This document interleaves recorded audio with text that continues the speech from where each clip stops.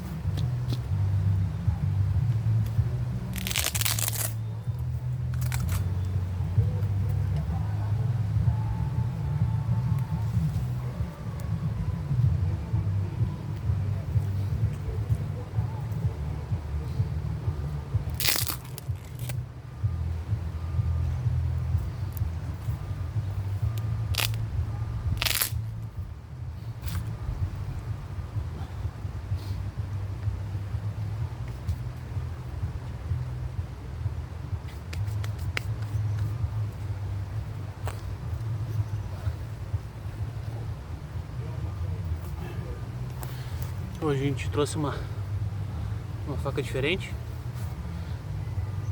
Vamos botar ela para trabalhar hoje.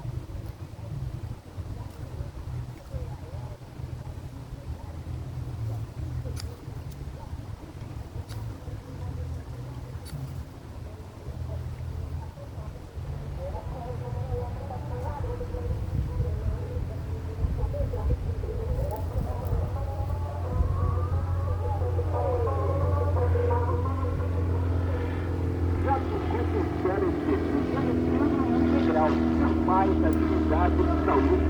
Cuidado com o asfalto durante 4 anos. Chegou a hora de cuidar de verdade.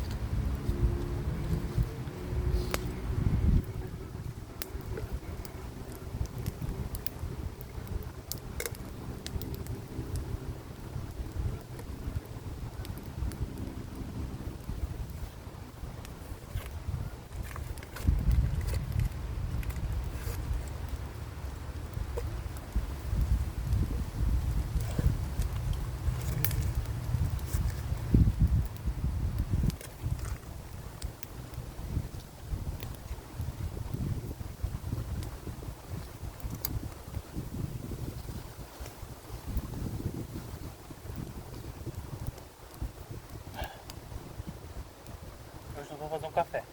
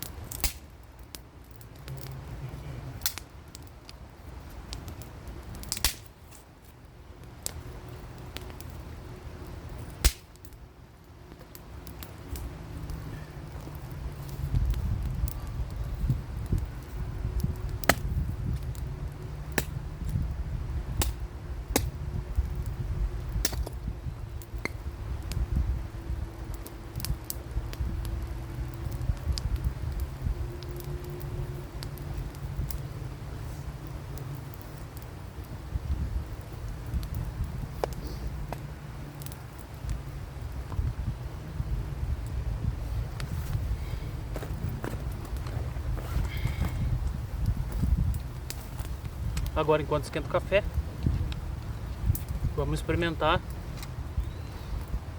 Ver se tem peixe aqui, né?